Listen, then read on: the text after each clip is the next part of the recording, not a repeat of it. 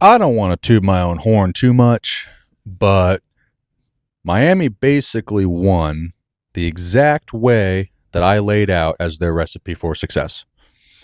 Offensively, Carson Beck needs to take care of the football. Check. And they need to establish the run. Check. Uh, Francis Moagawa, who I've spoken about in a previous video, I ranked him as like the fifth or sixth best player in all of the CFP, is the single best run blocking tackle in college football. He's an absolute beast. He's number 61. If you're not that familiar with him, look back at it, man, because he played fantastic against A&M. He played fantastic this time against Ohio State. He should be a top 10 draft pick, in my opinion. Defensively, interior pressure messes with Julian Sand a lot.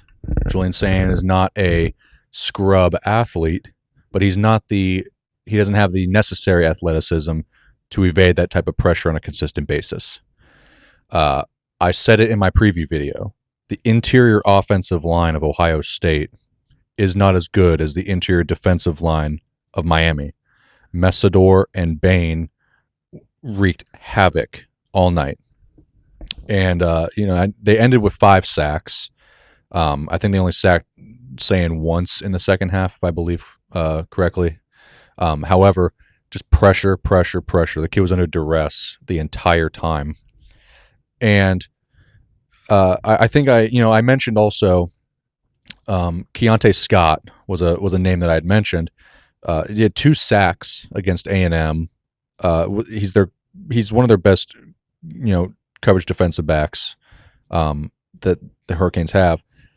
The instincts that he displayed on that pick 6 were perfect. It was almost like the ball was like meant to go to him. So Miami's defense just absolutely stifled Ohio State's offense.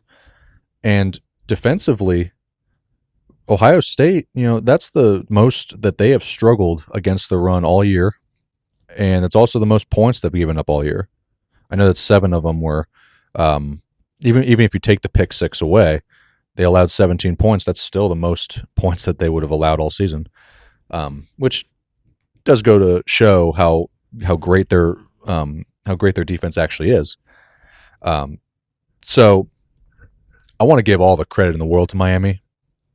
They outcoached Ohio State. They were better prepared than Ohio State. I said that I wouldn't be shocked if Miami won this game, but I would be a little surprised, and I am surprised because I still feel that, if these 2 teams played 10 times, Ohio State, I think, would win 8 times. Like, I still think they're a better team probably, but they weren't the better team on that day. Miami came to play. They came prepared. That defense is legit. I will admit that I haven't watched the Miami Hurricanes this season nearly as much as I have other teams. I know about them more than most, but not as much as some. I was not aware of how elite their defense actually is, to be honest with you. I can look at the S&P Plus rankings and their defensive efficiency numbers, and that's all fine and dandy, but you just look at it on film, just watch the game. It's clear as day how talented these guys are, and they were hitting hard. I actually kind of enjoyed the officiating crew in this game because they let them play. Ohio State got away with some stuff. Miami got away with some stuff, but it was hard hitting. It felt like a real slobber knocker football game, and all the credit in the world to the Miami Hurricanes. I said that Indiana may have exposed Ohio State. I do think that Ohio State was exposed. They're going to need to. I think Ohio State's going to have to find a guard or 2 even in the portal. They need to find interior linemen that can match up against these elite defensive lines because it wasn't good. I said it in my preview video for this game that Miami is structured very similarly to Indiana. And if you look at the three opponents that Ohio State has played this year that have what I would consider an elite front seven, or at the very least an elite defensive line, it was Texas, it was Indiana, and it was Miami. They lost 2 of those 3 games, and they couldn't score on any of them. They just couldn't score. Ohio State, to me, their most success that Ohio State has had in my lifetime has been with hyper athletic quarterbacks, guys who can get out of pressure and make chicken salad out of chicken shit. You know, JT Barrett gives me nightmares as a Michigan fan.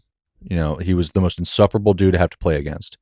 Cardell Jones was, you know, he looked like a newborn deer when he ran, but he ran you over. Will Howard, you know, good athlete. Like, these guys are athletic, mobile quarterbacks. Julian Sain is not. Julian Sain is a Drew Brees clone, right? There's a place for him in this sport.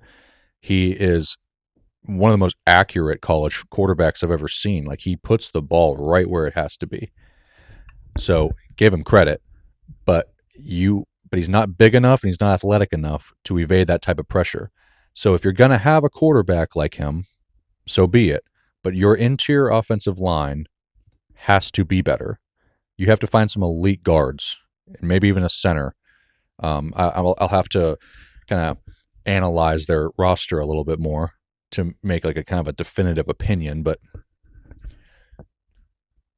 that's kind of my main takeaway for them. Miami's defense they beat them seemingly at every level. Jeremiah Smith is going to get his, right? But also, guys, if we're just being honest, and to the Buckeye fans that might be watching, Jeremiah Smith gets away with so many push-offs. It's not even funny. Even like I could look at every game that he's played in. He has at least one big play where he pushed off, and it's almost never called. So, you know, I'm not always going to look at his stat line and be like, oh, well, it looks like he decimated the secondary. Like, he gets away with a lot, right? He's a freak of nature, right? He was made in a lab, and he's a bona fide first-round draft pick at some day, but he gets away with a lot. And I think that when you consider that, I think Miami's secondary did a pretty good job with him. They were bracketing him like crazy on the outside. And then Ryan Day, to me, in my observation, did not adjust to what they were doing with him. They were putting him on the wrong routes. And they're putting Cardinal Tate on the wrong routes as well. They should have adapted, in my view, and done more what Miami was doing offensively.